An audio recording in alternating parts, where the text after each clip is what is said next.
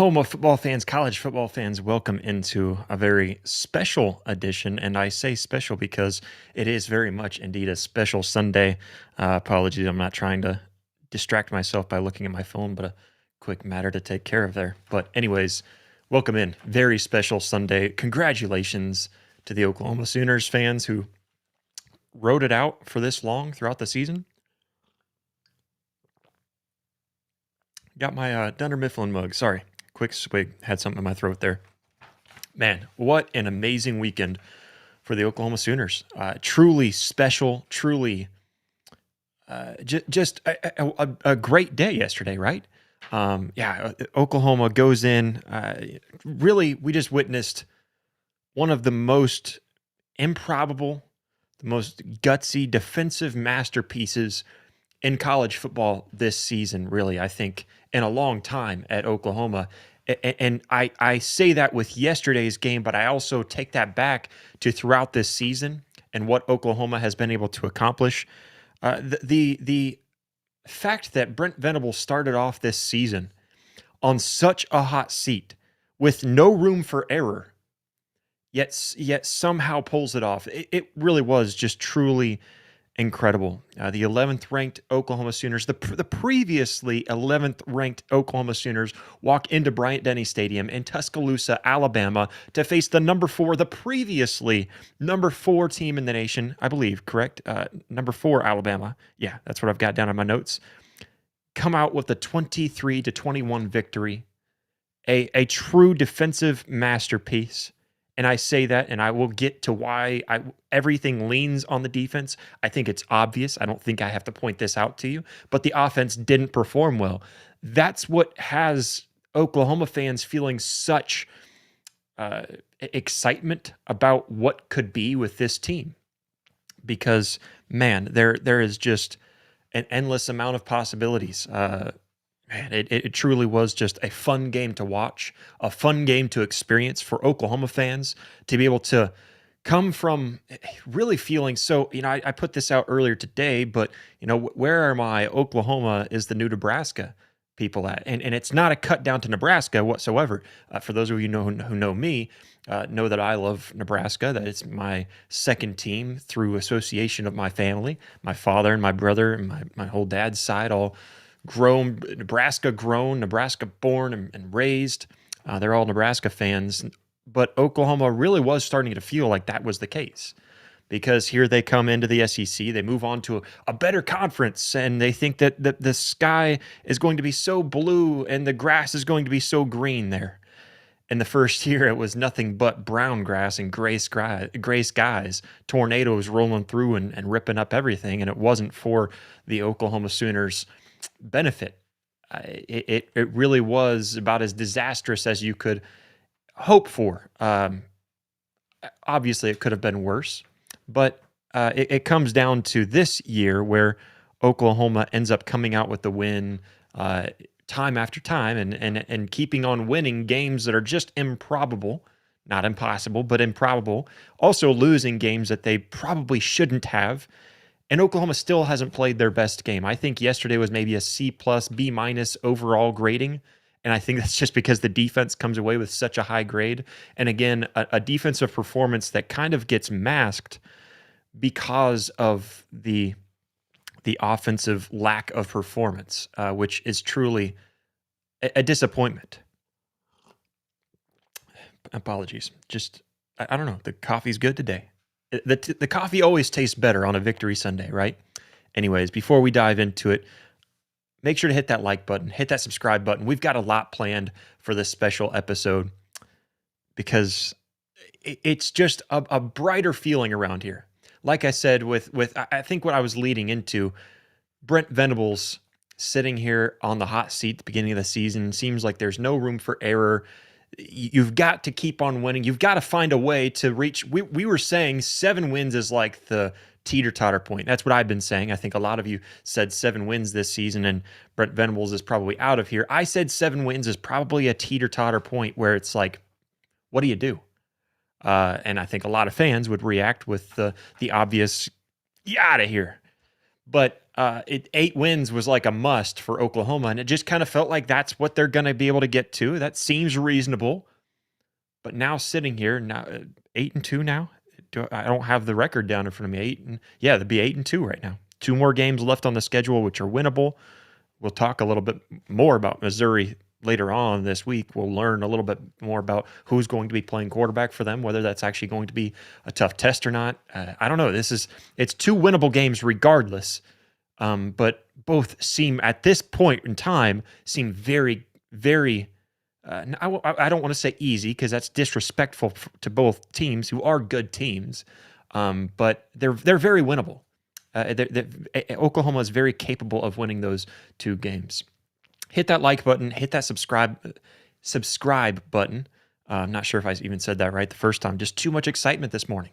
Very excited to get into it. Hit that like button, hit that subscribe button. If you're watching anywhere other than YouTube, jump over and join us over on YouTube. You can support the show a little bit further by becoming a member today. Sign up for as low as $2.99 a month. You can just scan that QR code there at the bottom of the screen, or you can click the link down in the description below. Just click the join button next to our channel. That's all you got to do. Join, become a member for as low as $2.99 a month. If you're a member, every time that you have a comment in the live chat, you're going to get bumped to the top of the list. The way that it goes is it lights up a bright color, whatever your color ends up being on our screen. It can be green or blue, red, it doesn't matter. We're going to see that. It's going to pop out, and we're going to say, hey, there's one to watch.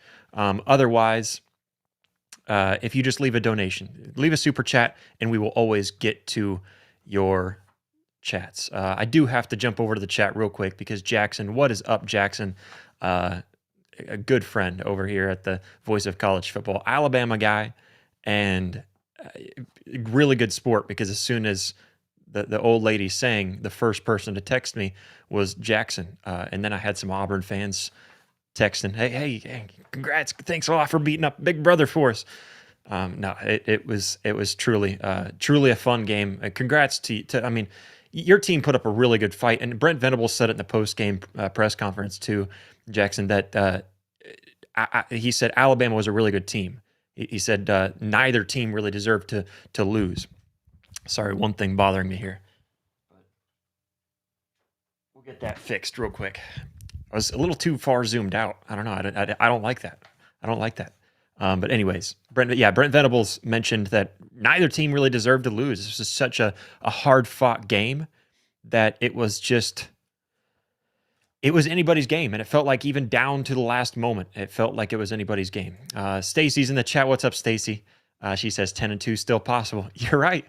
And I would have called you crazy after the Texas game to say 10-2 was still on the table. Yeah, it is. And, I was trying to tell everyone, calm down, don't get too emotional about that loss because 10-2 is still on the table. 11-1 was still on the table at that point. It wasn't going to necessarily happen. I guess it wouldn't have been probable, but 10-2 is still there. So don't overreact to just the first loss. But anyways, I do have to pull this comment up. Coffee never tastes good. I hope you got lots of cream and sugar in it. No, Stacy, you know how I drink my coffee. It is just straight through the filter and into my cup. That is it. And if you don't like that, I don't know how you don't. I drink coffee all day. I will drink it at 9 o'clock at night and then go to sleep. I love coffee. Anyways, let's dive into it, guys. Again, leave a super chat if you want your chat to be read this morning. This morning. I always say that on Sundays. Sundays just feel like a really long morning, and then it's nighttime. That's how Sundays feel to me. I don't know if anybody else feels that way. But anyways, Oklahoma wins last night on the road, November 15th, yesterday, I suppose. Oklahoma wins 23-21. My prediction was 24-20, which the score prediction was basically spot on. It's just I flipped it around. I didn't have confidence in Oklahoma. The football gods have been very welcoming to me to be enlightened on the scores, and I've been basically spot on almost every game, it feels like. And there's been a couple where it's like, okay, I was right, but we just had to flip that around. And here at the Oklahoma game, Oklahoma Alabama game, I was right, but the thing is that they don't tell you, when they tell you the score, they don't tell you who's going to have what score. So you just have to decipher. And I said, man, Alabama feels like the best team in the nation. Um, at that point, it really felt like that. And they struggled against LSU and South Carolina. I get that. But it all led up to this point, up to this game. And so I just didn't think that Oklahoma was going to win. I had a really good feeling that Oklahoma could win this game. I just didn't think they would. And they end up proving me wrong. A really big game, a statement win. And Brent Venables' biggest win in his tenure at Oklahoma. Now, I think you could go back to 2023 and say that Texas win in 2023 was a huge win for Brent Venables and a statement win for this program and where they had come to during that season. That felt like, hey, things are starting to turn around here at Oklahoma, but then you go to the next season and you have a 6-6 year. But even in that 6-6 year, you beat Alabama and really dominated Alabama at home. But it was just an upset win. Is a statement win really just about upsetting a team and keeping them out of the college football playoffs at Oklahoma? Or is a statement win one where you beat a top 5 opponent on the road in a hostile environment, an extremely hostile environment, and keep your playoff hopes alive? That is what I think is truly a statement win. The biggest statement that Brent Venables' team, I think, man, I don't know. I mean, obviously, as a defensive coordinator, he had some really big wins. I can't take away a lot of those, but for sure, as a head coach, the biggest win of his career. And I think he would agree with that. I would have to ask him head to head. Anyways, Oklahoma 23, Alabama 21. So this ended up snapping Alabama's 17-game home winning streak, the longest in the nation. So they took that away from them. Also, Oklahoma and Alabama tied for first in all of FBS with, I think it's 27 11-win seasons, both at the very top.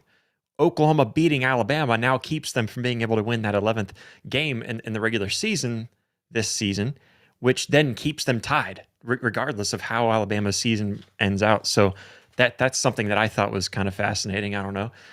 It's just nice to have your team at the top. I don't know. Maybe I'm crazy for thinking that's a victory there. But anyways, this marks consecutive wins over Alabama, 24-3 last year in Norman, and then 23-21 here this year in Tuscaloosa. Which is the first time that Alabama has lost to the same team in consecutive seasons since Ole Miss back in 2014-2015 season. I think that was 2015. Yeah, I guess both of those seasons, obviously. But so that's awesome. Not only that, but it's Kalen DeBoer's first home loss as an Alabama head coach. There's just so many storylines that you can pull out from this. It's special. Also, Oklahoma's first road win against a top 5 opponent since the planting of the flag from Baker Mayfield at Ohio State at the Horseshoe. I was there for that game. Just that one also felt like just an incredible we did it type moment.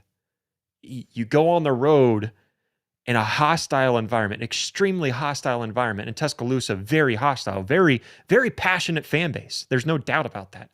I would say actually a very lovely fan base. I had very good interactions both last year and this year with Alabama fans, Jackson being one of them. But, I truly love the Alabama fan base. They've been great, but they are a passionate fan base that makes it very special for those game day environments. So Oklahoma's first road win against a top 5 opponent since Ohio State in 2017. Huge. And it's one of those we did it moments. It's one of those exclamation points on the season that you look back and say, that was the moment when you realized Oklahoma really had a chance. And this definitely feels this way. I do want to go over real quick to some of the stats. Pulling up the stat line and just looking at this. This is crazy. And looks like I've got a little bit of an error on the graphic there. I'll have to get after my graphics guy for that. But a little bit of an error. So 212 total yards for Oklahoma, 406. That's what that total yards is supposed to say on the other side. So graphics guy not doing his job here. But Yeah, 406 to 212 in total yards. Oklahoma got dominated.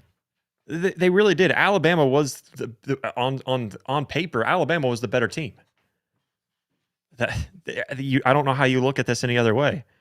136 passing yards for Oklahoma, 326 for Alabama. Pretty even in rushing yards, but they still beat Oklahoma in rushing yards. So it's not even like Oklahoma ran the ball really well. It's not even like Oklahoma just didn't put up a lot of yards, but they held the time of possession because Alabama owned the time of possession. Just ironically, a head scratcher. I really did just have a small itch on the top of my head, but wow. Just you look at the stat line and there's no way that I look at this stat line and say, oh yeah, of course Oklahoma won, other than the 3 turnovers. The 3 turnovers pop up, and that is the biggest one for Oklahoma. You got outgained by nearly 200-yard advantage in total yards in offenses. Nearly 200 yards in passing. That's mainly where all of it came from. And time of possession, they own it for nearly 10 minutes longer. How does Oklahoma walk away with a victory like that? And Brent Venables even made the comparison against Tennessee, what that stat line looked like, specifically in the first half. When you're getting dominated in the first half and somehow Oklahoma goes up at halftime, up 6, and you're sitting there like, how? The stats don't add up. How do they come out ahead? And it doesn't make sense. The same thing here against Alabama. Stats at halftime were like, how is Oklahoma up by 3? There's no way. And then at the end of the game, you still look at these stats. And again, apologies for the total yards little error there. But yeah, just incredible. Alabama with 406 total yards, Oklahoma with 212, and somehow Oklahoma comes out ahead. Alabama owns the time of possession by nearly 10 minutes more. So they kept Oklahoma's offense off the field. How does that work? And I'll tell you how it works. It works because your defense, Oklahoma's defense, just finds ways to make way for a possibility. Oklahoma's defense just finds ways. The turnovers, that is what ultimately does it. Oklahoma scored 17 points directly off of Alabama's 3 turnovers. And then also the big punt return for Isaiah Satania. He had a game. We have to mention him. He was not really statistically. It's not going to jump out on the paper, but it is there. He did have a good game in that first punt return. That felt like, man, we're going to give it to him. We're not going to give it to him. We're going to take it from him. But then you stall out on a drive that was just going so smooth. I think 18 yards on the very first play from scrimmage. And then you just stalled out. What's going on here? Why do you stall out? And then you kick the field goal. So you got 3 more points there. So that's 20 total points off of turnovers and then the special teams, the punt return. Man, just a great game by this defense. So this is Oklahoma's 4th fewest offensive yards and a win against top 5 opponents since 2000.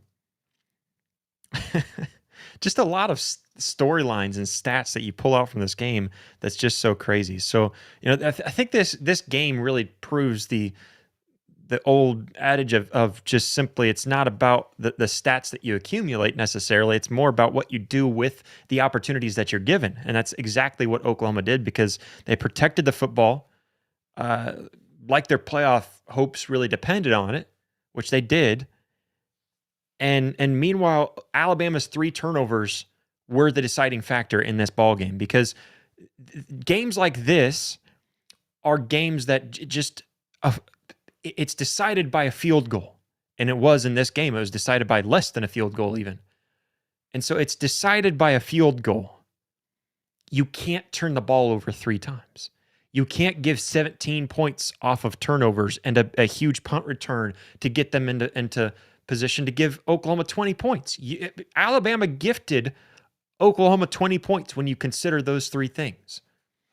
And so that's kind of where I think a lot of fans try to cope, and I'm not calling out Alabama fans. It's not a bad thing. It's just naturally what we do as college football fans. But fans will cope and say, how did we dominate them like this? What that stat sheet shows, and again, Alabama with 406 total yards, not 38.1. I don't even know how that gets screwed up on the graphics there. Again, got to get after my graphics guy in ITs because I am the graphics guy. But somehow, you walk away feeling Alabama does. They walk away feeling like, how do we dominate that game so well? And they were gashing Oklahoma on some big plays. But the defense just played that bend but don't break defense many times throughout that game, and it's exactly what they needed. So, regardless of the big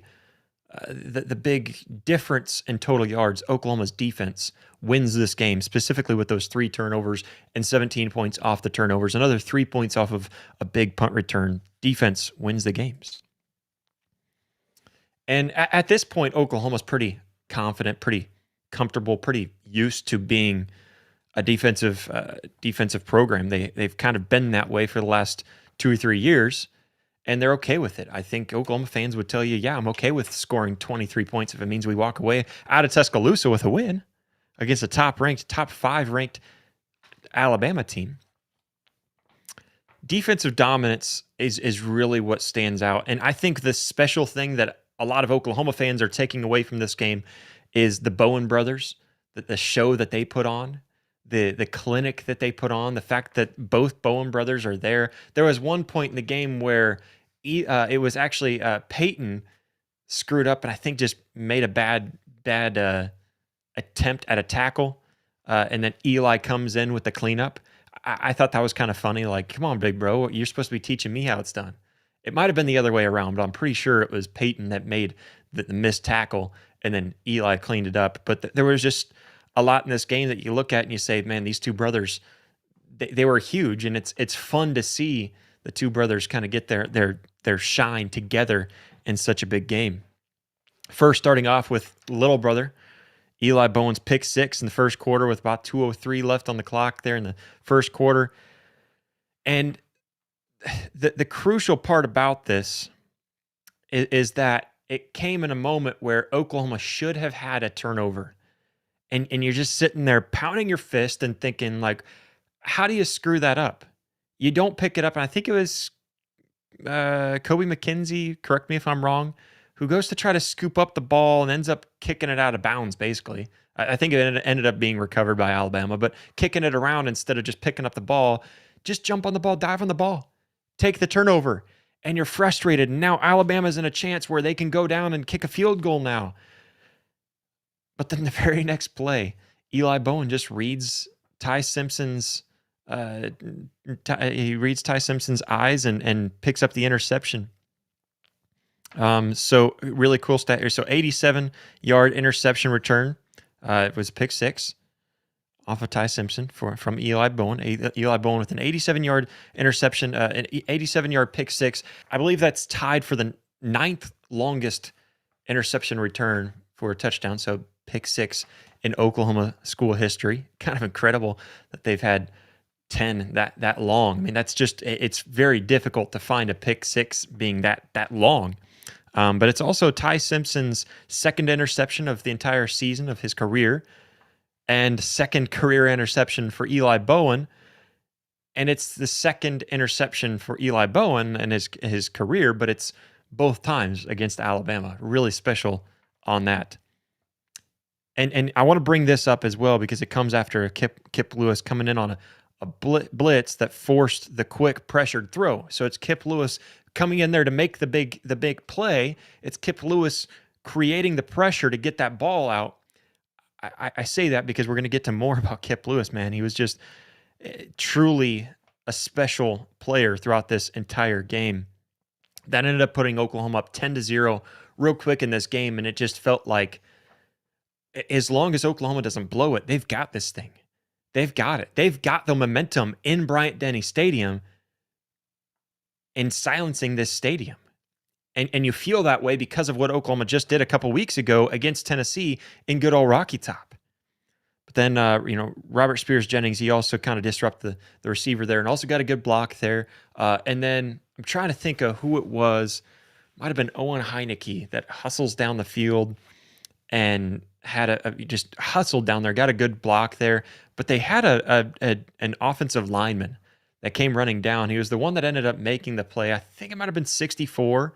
I didn't get the name and put it down, but props to him because that dude booked it to get down there to almost save the touchdown play. But regardless, very, very game-changing moment. I think without that pick six, Oklahoma's not getting down there to score. You can't change my mind on that. They're probably going to put up a field goal if you don't get into the end zone. So the fact that you just will yourself to the end zone, Eli Bowen, just crazy good play. I really wanted him to be our player of the week, and we didn't choose him. We'll get to that in just a moment. But yeah, he deserved it as well. It was really tough. We went between Eli Bowen, Taylor Wine, and Kip Lewis. But anyways, Peyton Bowen later on had at the end of the game, less than a minute to go. He has a big pass breakup and heard some, not even Alabama fans aren't even the ones that I've seen complaining about the refs. It's like Auburn fans. I've seen LSU, like other fans. Like I'm not calling out any specific team because I don't know specifically who they're cheering for, or it's just like media people. It's just like random media accounts posting stuff about the refs should have called pass interference on this, or there was the one on Cortland Guillory where to me just seemed like obvious offensive pass interference, but I was glad that they just didn't call anything because offensive pass interference just doesn't get called. But anyways, Peyton Bowen. So the Bowen brothers stepping up big. He had the big time fourth down pass breakup. It was 4th and 6, Alabama's 48-yard line with under a minute left. Ty Simpson, he looks over to Ryan Williams, sure hands, sure target, a guy that you can trust, so they say. Doesn't seem like you can trust him against Oklahoma with that fumble there on the punt return and then this one. But Peyton Bowen breaks up the pass to turn it over on downs, seal the game. And then, so afterwards, it was Peyton Bowen. He after the game, he mentioned in one of the post-game pressers, he said, Kendall Daniels told me, "Hey, Peyton, go get him."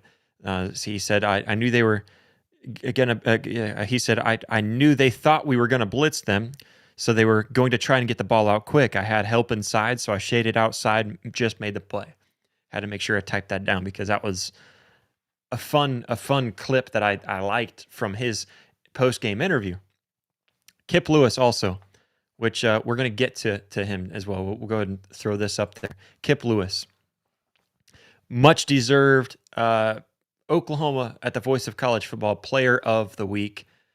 He was just outstanding. Can't say enough about his performance. And, you know, it really was just such a good performance from him overall. And it's not just the stat line either, because with Kip Lewis, it was just being in the right place at the right time. As I mentioned a moment ago, one that's not going to be put on the stat sheet is getting pressure in on Ty Simpson, who does not perform well under pressure. We saw that against LSU. We saw that against South Carolina. He doesn't perform well against pressure, and really no quarterback really does. You know, I think there's others that are better at most of the time than some, but gets in there and gets pressure. But he ended up having 7 total tackles, all solo tackles, 2 tackles for a loss, which were his 2 sacks. And ultimately just terrorized Ty Simpson. Time that Ty Simpson saw him stunting up, even just to show blitz, you could see Ty Simpson eyeing that down because Kip Lewis was getting in the backfield, terrorizing him all game long, getting pressure back there. Even if he didn't end up making the sack or didn't even end up making a hit on the quarterback, he still found a way to get back there. And that's what was truly special about Kip's performance. And I think like 2 of his biggest games that I can recall were against Alabama both years. A big game against Alabama last year and another huge game against Alabama this year. And really, you could even go back to the Auburn game last year as well, where Kip ended up having that big Kip 6 and then had another Kip 6 against Alabama last year. Now this game against Alabama, forcing the pressure to give a pick six by Eli Bowen, but then also getting 2 sacks, 2 crucial sacks, because it was that late game sack that put Alabama behind the sticks late in that final drive. And then there was also, I believe his first sack might have been there in the first half, right before Alabama got the field goal. I might be wrong on that, but I know that his first sack was also a really big one, a big momentum swing for that defense and helping Oklahoma in this game. So it was Kip Lewis' show for sure, absolutely deserving. He ended up getting the Oklahoma Voice of College Football Player of the Week. But ultimately, it was Oklahoma holding Alabama scoreless in the fourth quarter. That was big for Oklahoma in this defense, and held Alabama to just 57 yards over their final 4 drives of the game. I mean, it was, again, a defensive show. Do I need to pull up the stats again to show you that Alabama outgained Oklahoma? What was that? I'll pull this back up again. 406 to 212. It was defense. I mean, that doesn't sound like, oh, defensive performance, but that just shows you that the offense couldn't do anything, and the defense kept on getting put back out on the field, but they just didn't let them score more than the offense could put up. And the offense only had 1 touchdown, which kudos to John Mateer. I'm not sure if I had that down. You guys can see a lot of notes, a lot of stuff to get through, but. Anyways, I think that you look at what the offense did, and they just didn't do anything, and the defense had to win the game for them. The defense went and basically scored 17 points there for Oklahoma. Forced a 3 and out in the first 2 drives to really keep Oklahoma alive and in it, then get the pick 6 to go up 10-0. It was just a defensive dominance for Oklahoma. Going on to the 3 turnovers, really focusing in on the 3 turnovers, because I know we already talked about them a little bit, but the 3 turnovers were huge for Oklahoma, and I think that was the solo winner of the game, because as I mentioned before, Oklahoma ended up scoring 17 points on those 3 turnovers. First, starting off with Eli Bowen's pick 6 there in the first quarter, about 2 minutes in the first quarter, 87 yards to the house. That puts Oklahoma up 10-0. And, I think in that play, as we mentioned, the protection kind of broke down. Kip Lewis gets back there, gets the pressure. And I think that sets the tone for Oklahoma there, because now Ty Simpson has to respond. He did end up responding very well. And so truly a kudos to Ty Simpson. I think he played a really good game against a very tough defense, the toughest defense that he's faced all season, no doubt in my mind. And I think he performed really well. Whenever he screwed up, he found a way to bounce back. He found a way to keep his team alive and keep his team in this game there all the way down to the final drive. And so that was truly special for him. But the pick 6 still lives in your head. The pick 6 still creates some sense of urgency, some sense of pressure there throughout the remainder of the game. And so that was very big. Then turnover number 2, Oklahoma, yet again on offense, does absolutely nothing and has to punt the ball away. Ryan Williams ends up fumbling the punt return, and it was Jaden Hardy. Yeah, Jaden Hardy ends up punching the ball out. Beautiful, clean punch on the ball right before Ryan Williams goes down to the ground, punches the ball out, and ends up taking over. Oklahoma ends up taking over on Alabama's 31-yard line. So, and that ended up leading directly to John Mateer's 20-yard rushing touchdown two plays later. And it was a rush for John Mateer. That was a run that you really needed to see from him, because it was a man's run. It was like a real man's run. He fought through tackles. He found a way to stay on his feet.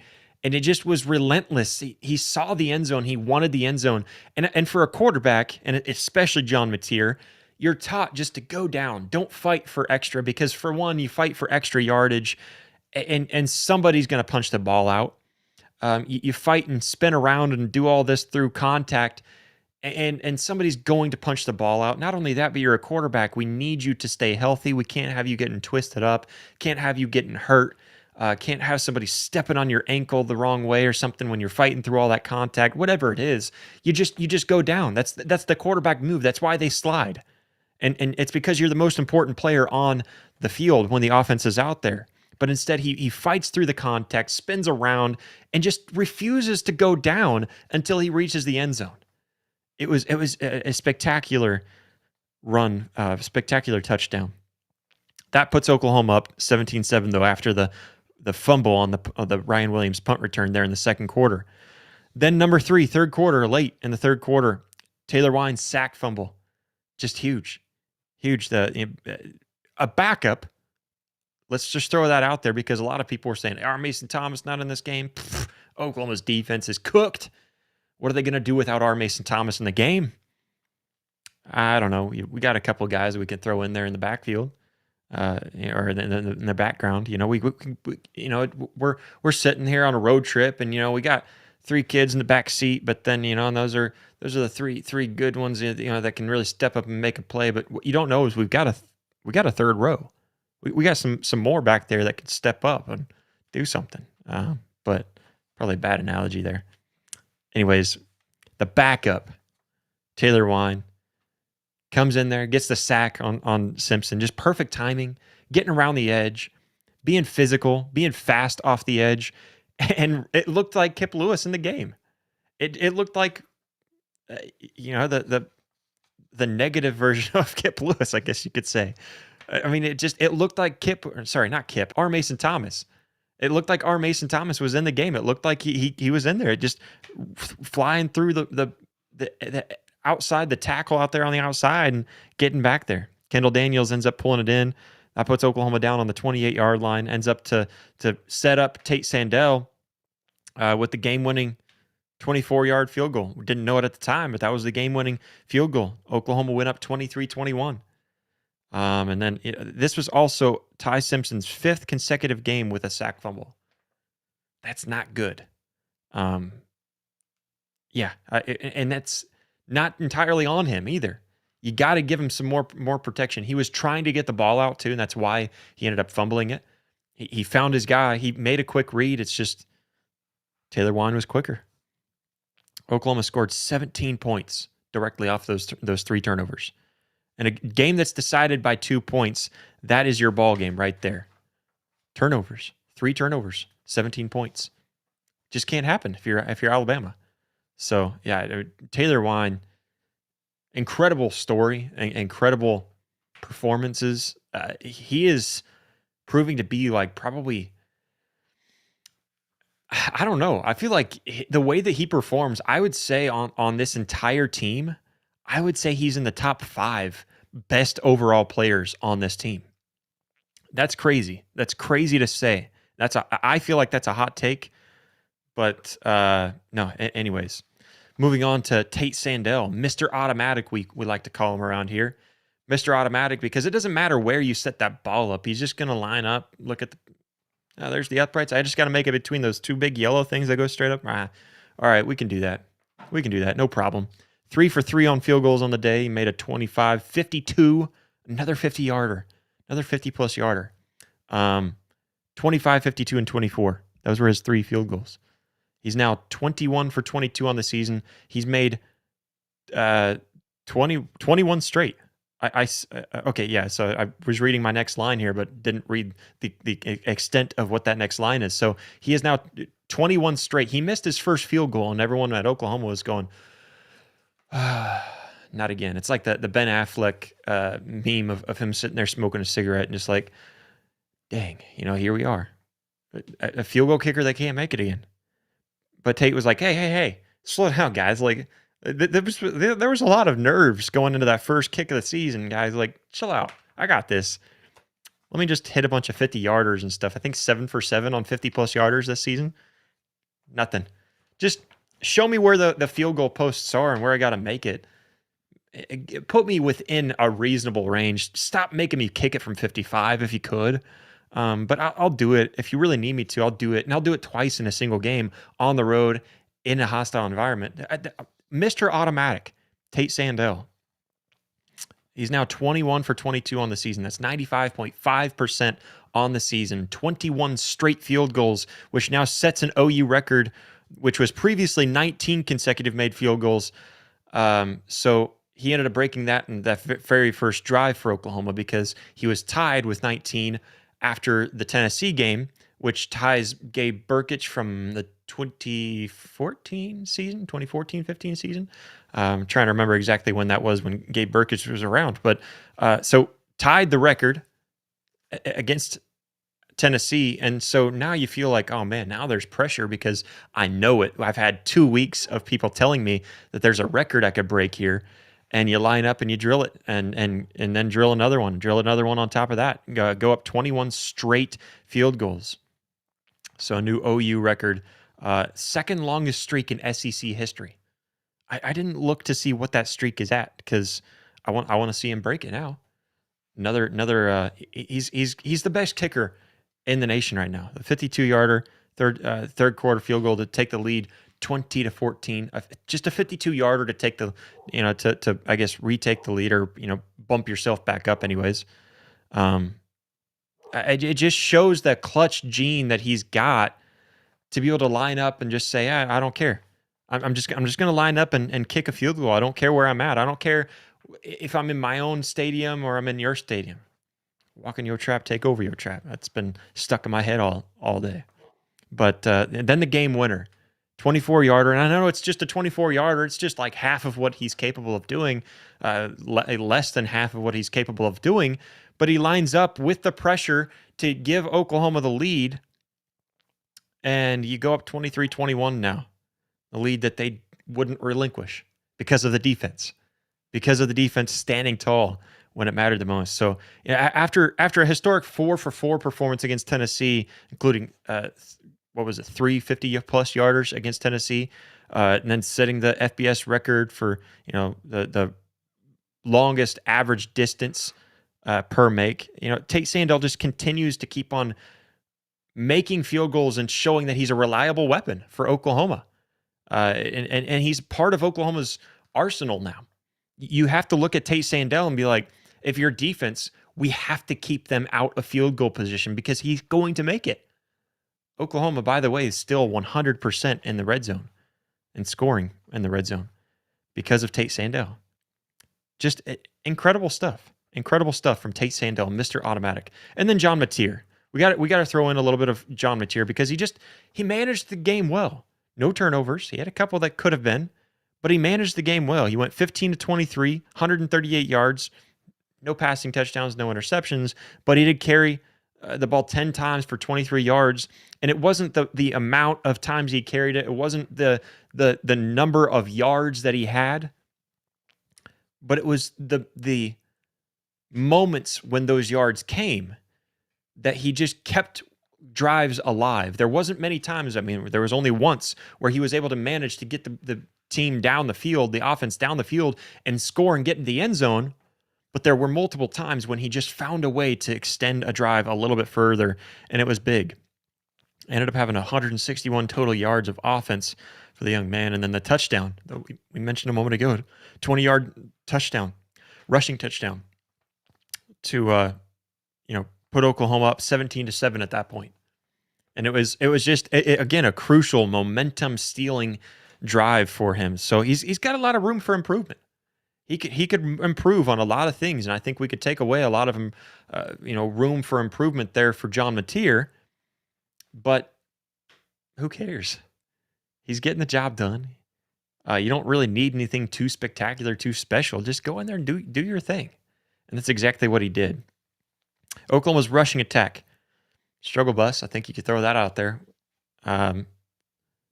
74 total yards of rushing on 2.6 yards a carry. That was the one area that I said if Oklahoma can run the ball well, they win this game. And they didn't run the ball well, but they could still win this game.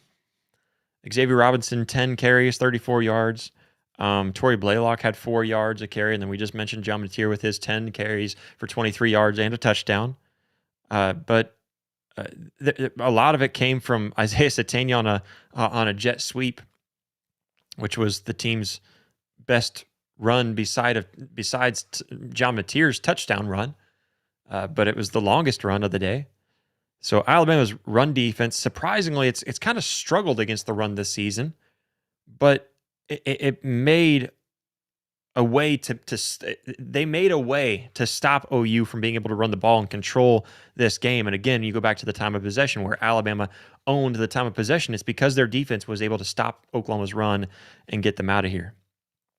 But ultimately, it came down to Brent Venables being the defensive mastermind that he is and finding a way to win a big-time game come away with the biggest win of the season, leaning on that defense, despite John Mateer and the run game not performing well.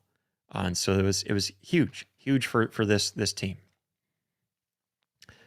Going over, man, we've kind of already gone that. All right, make sure to jump in the live chat. If you're watching anywhere other than YouTube, jump over to YouTube, hit that like button, hit that subscribe button. All super chats will be read live on the show. Let's talk Oklahoma college football playoffs, because we can talk about that now, because it feels like it should be a sure thing. It's not a sure thing because you still got 2 games left on the season that you really need to win out more than ever right now. But it's 2 very much winnable games for Oklahoma. College football playoff implications. Starting off with this game, you had to win this game. There's no doubt. I mean, obviously, when you've already put yourself in the position where you've got 2 losses on the season, 2 understandable and kind of losses that you can say, all right, there was 2 good teams. You lost to Ole Miss, you lost to Texas. You don't like losing to Texas in a neutral site game. You don't like losing to Ole Miss at home, but it was 2 that you kind of overlook and just say, you know what? Whatever. Just kind of got to move on from that. But anyways, Oklahoma now sitting at 8-2, 4-2 in the SEC, doubled their win total in the SEC from last season. That's awesome. Sitting there with a chance to get in. Now sitting, so I think this is off of ESPN's FPI that I pulled this one. The college football playoff probability jumped from around 26% before the game to just 75% after the game. So now a 75% chance to make it. If Oklahoma wins out, I've heard a lot of people kind of throwing this speculation out there. If Oklahoma wins out, 100% they're in. I don't know a scenario, especially now with Texas losing. I would imagine Oklahoma jumps up to like 6, 7, something like that. Wow, I didn't mean to do that. I promise. Didn't mean to do that. I've been hearing that nonstop lately, and it's annoying. But there was one moment in the Oklahoma women's basketball game that I thought that was special. But anyways, moving on. I think they go up to number 7 or 6, somewhere in that range. But anyways, moving on from that, because that was embarrassing. And then the fact that I caught it right away was even more embarrassing. Must win final 2 games at home, Mizzou, LSU. I will speak on Mizzou really quick. Bo Perbula is expected to possibly have a chance to make it in. Bo Perbula has a possibility, a chance, a slight chance that he could be playing for Mizzou. That could be a good thing or a bad thing, I suppose, for Mizzou. Ultimately, I think you want him in if you're Mizzou. But it does create a little bit more of an intriguing, of a very interesting storyline now leading up to that point. So definitely the case there. Anyways, must win the final 2 games. You got to finish 10-2 with road wins at Tennessee, at Alabama. Hopefully Tennessee can win out. That would be amazing for Oklahoma. I think they're likely in. I just don't see a possibility that they're not. Currently tied with Alabama for most wins against ranked opponents. 4 ranked wins for Oklahoma, and that's ranked at the time of playing them. So I don't know how you consider like the Auburn ranked win. I don't know. I think that's kind of unfair because you're kind of basing it off of some early rankings, and it's the AP system too that you're going off of back then. But nonetheless, I'll take it. I'll take it for sure. So what this win means for Oklahoma, it's a signature victory, validates Oklahoma's entire season. It doesn't just validate Oklahoma for where they stand now. It validates Oklahoma for where they've been on throughout their journey. Every time that Oklahoma would win, how many people would you hear talking about Oklahoma in the sense of, yeah, they won, but Auburn's not that good of a team, and they needed the refs to help them win. Yeah, Oklahoma won, but how good is this Michigan team even really going to be throughout the whole entirety of the season, which they've only lost one game since Oklahoma. Anyways, I digress. Yeah, Oklahoma beat Tennessee, but Tennessee's just on a decline.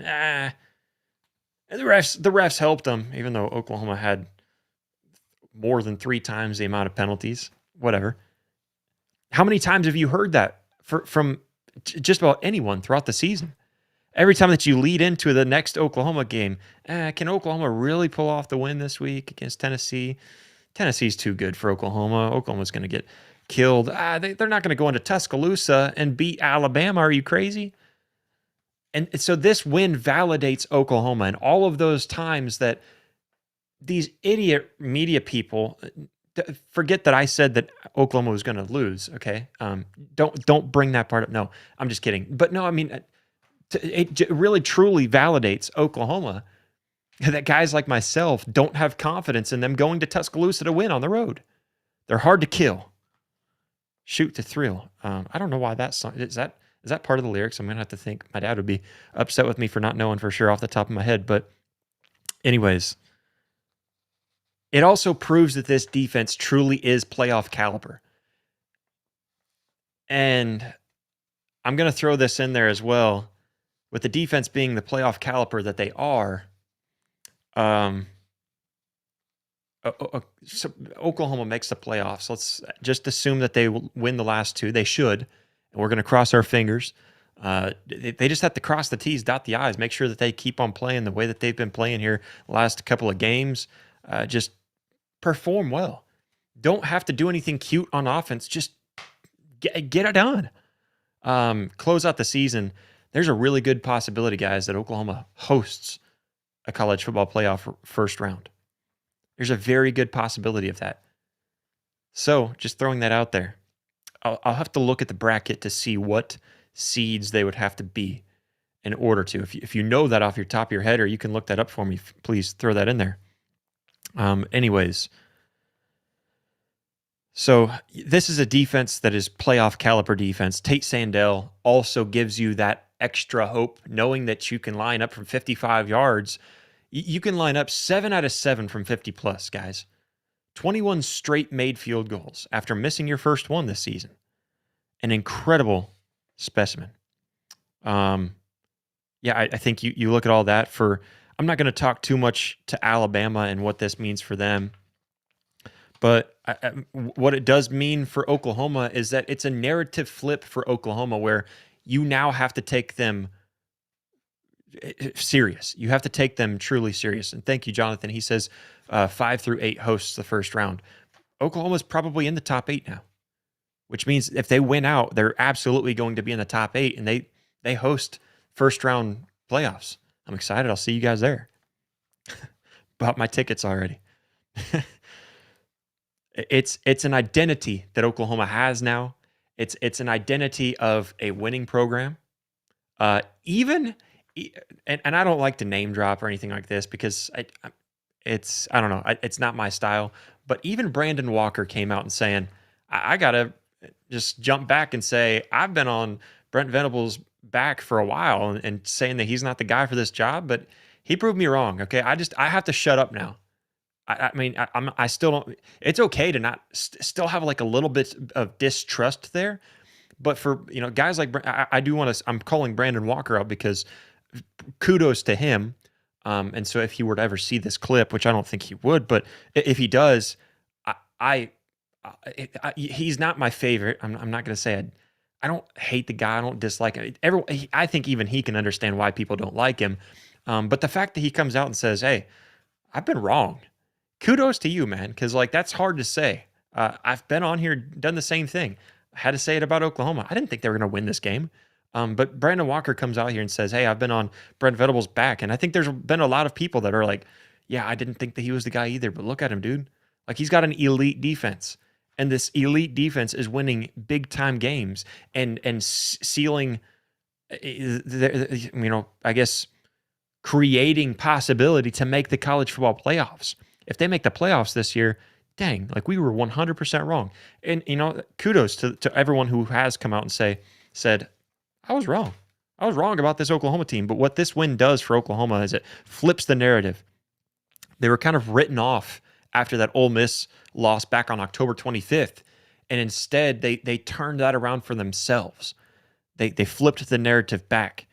They responded with back-to-back wins on the road in two very difficult places to do so. Tennessee and Alabama.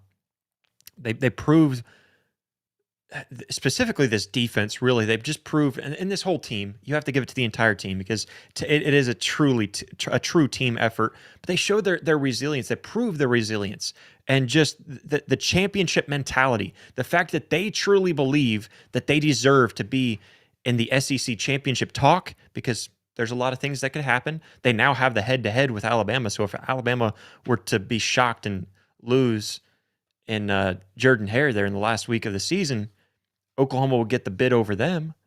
Oklahoma, I don't know. I think Texas, I'm not sure if Texas, they would have two losses in conference, so they'd be out. So Oklahoma has a path, and this team believes that we just have to win and do what we can do to get there. They believe that they deserve to be in the talk there. This team deserves that they believe that they deserve to be in the talk for the playoffs and that they deserve to host a playoff game. It's a team that you just can't deny. They're hard to kill. It's so fun covering this team this year. Again, going back to the identity, they established that identity. They have an elite defense that can carry the team no matter how stagnant that offense may be. They can carry this team. They have an inconsistent offense, but finds ways in crucial moments to make something happen. I think that's very special about this offense. Going back to the Michigan game, finding ways to make something happen. I think back to that Michigan game and with that like close to 9-minute drive for the offense. Incredible.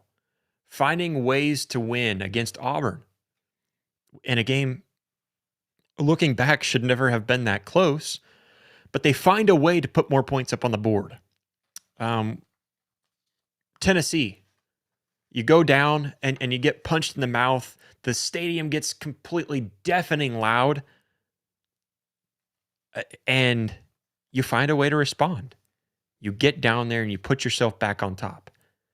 And then now in this Alabama game, you led the game for most of the game, and then Alabama comes out and takes the lead, and what do? You bounce back and you get some sort of rhythm going, just enough to get your guy in position. And that's all it takes. That's all it takes. So it's good. The offense is good enough, just barely. Yesterday proved that to an extreme. But anyways, yeah. Trying to think what else.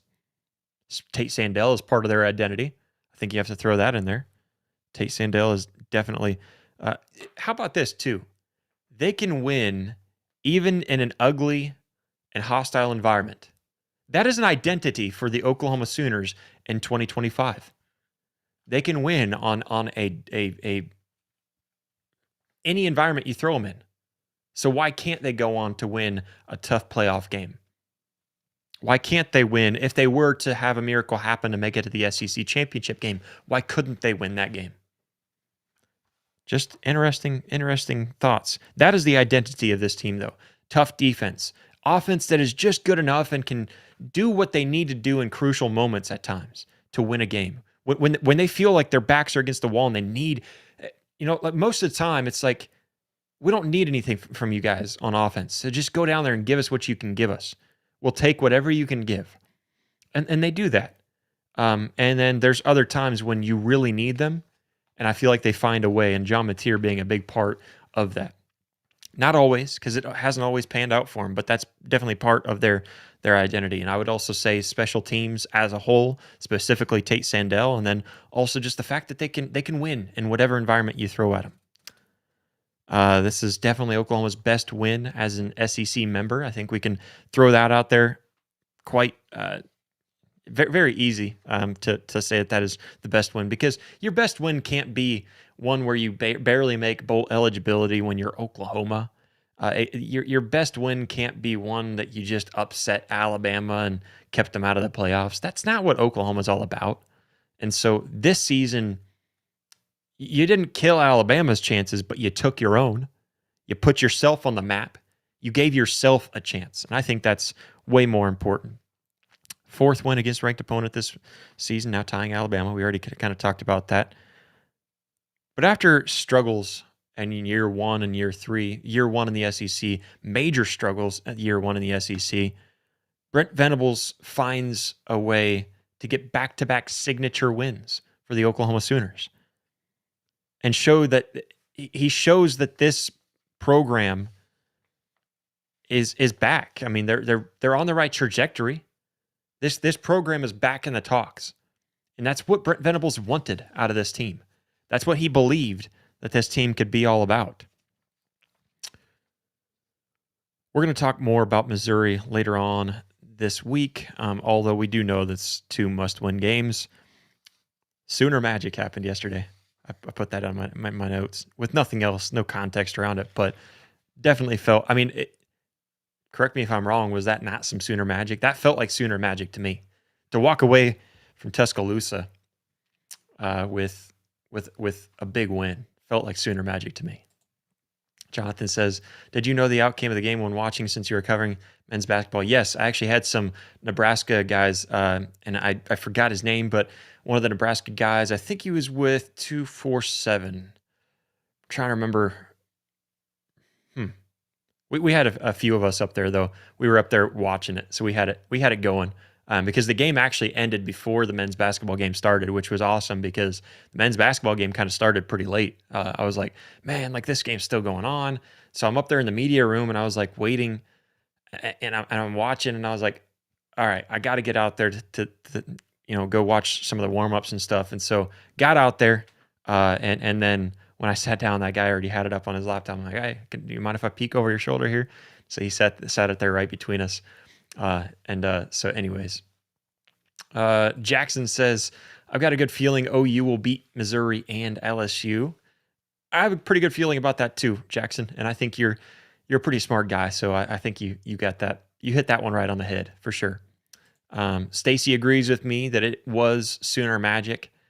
Yeah, I mean, it's just, there's just inexplicable things that happen in that game. The reason why I say Sooner magic is because, again, look at that stat line comparing them between the two teams. There's no way Oklahoma wins that game without some Sooner magic.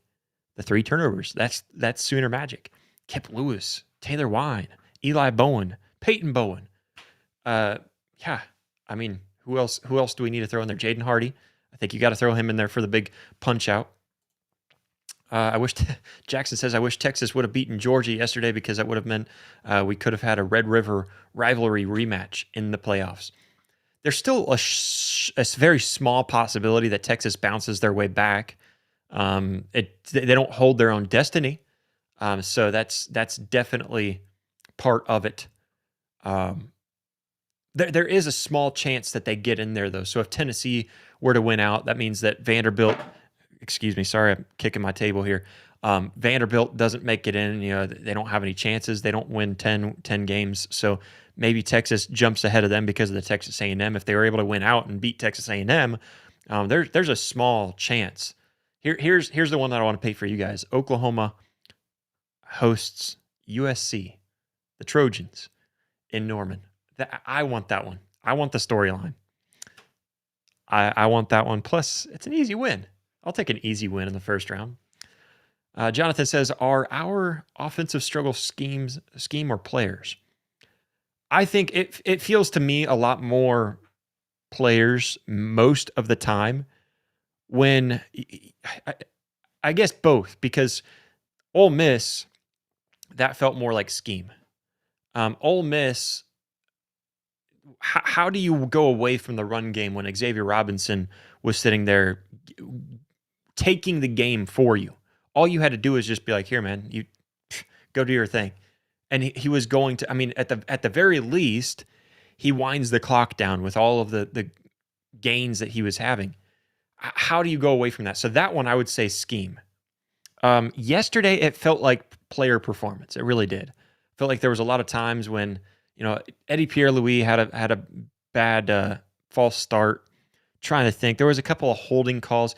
There was one on Michael Fasusi, that I thought was a really weak holding call because the defensive lineman wasn't going to the outside.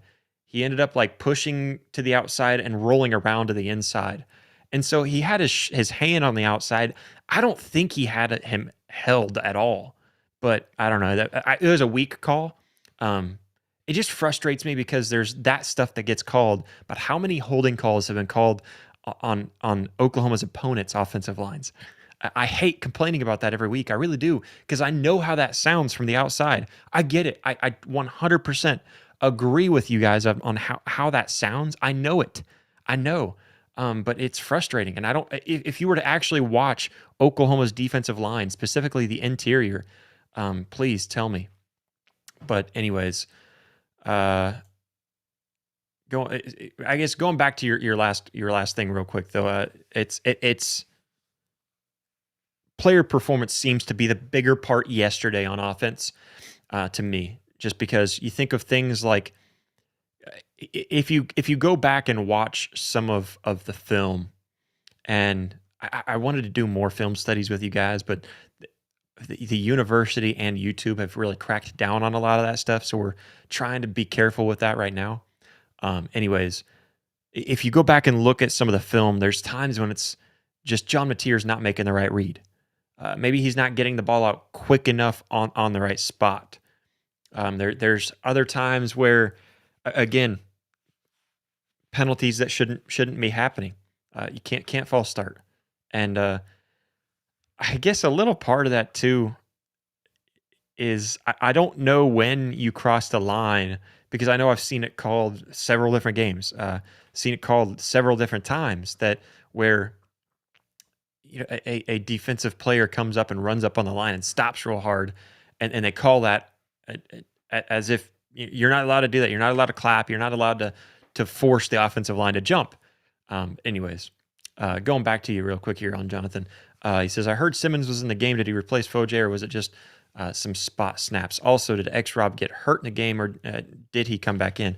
I didn't hear anything about X-Rob getting hurt. I think he just wasn't performing, and so they sat him out. It might have been a bang-up. I guess I didn't think about that.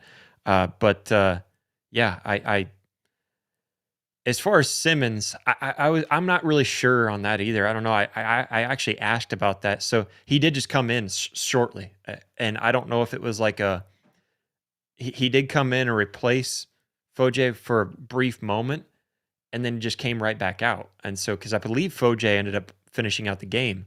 But anyways, yeah, it was. I don't know. It was kind of weird. Maybe they just weren't seeing it from him. Like, hey, get in there and let's see what we get from you. It might have also been a schematic draw up.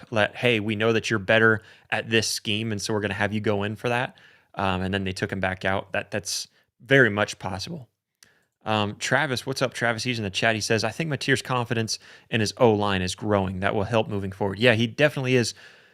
Showing some confidence in the offensive line. And I don't think that he should have ever really lost confidence in the offensive line. I think the offensive line has performed remarkably well this year, really, especially given all the injuries. The fact that you've got 3 freshmen, 1 redshirt freshman, 2 true freshmen that are starting currently. You got Mikula, who is new to the team. I think they'd be just fine. I think they've done just fine. But anyways, yeah, I think that they just they have struggled at moments, but a lot of it seems like it was John Mateer's lack of confidence in himself more than the offensive line. I was trying to think of a good way to say that, but that's what it felt like more for me. But anyways, that's all I've got for you guys. I finally went through all of my papers. I feel like there was a lot of that stuff that I was flipping through saying we can get to this later on this week. We're already over our hour mark. But I appreciate everybody so much for tuning in. Huge win for the Sooners. Got to look ahead for Missouri now. we as fans get to keep on celebrating, but we're going to look forward to Missouri. Big week, because now they're all must-win games, and they're must-win games now because they're must-win games because you already won the games that you should have won or that you had to win. And so now it's just win out. You win out. There's no chance that Oklahoma doesn't make the college football playoffs, but I'm very excited for it. It's going to be a very good week.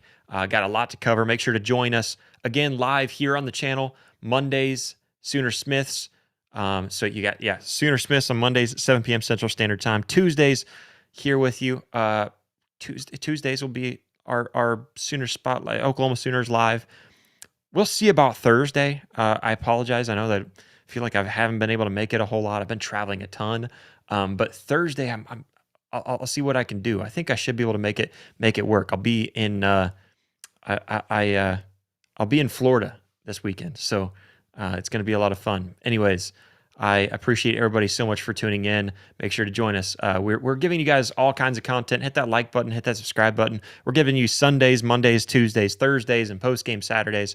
5 days worth of content plus daily content. We just pump out clips and all kinds of stuff that we're putting out there. We're going to get into some basketball coverage because I've been doing a little bit of that. My first basketball game I got to cover last night. Oklahoma Sooners lost, but nonetheless, good time, fun time. But anyways, hit that like button, hit that subscribe button. Become a member today for as low as $2.99 a month. Just hit that join button, scan the QR code, click the link down in the description, all that fun stuff. Anyways, thank you all so much for joining. We'll catch you next time. Boomer.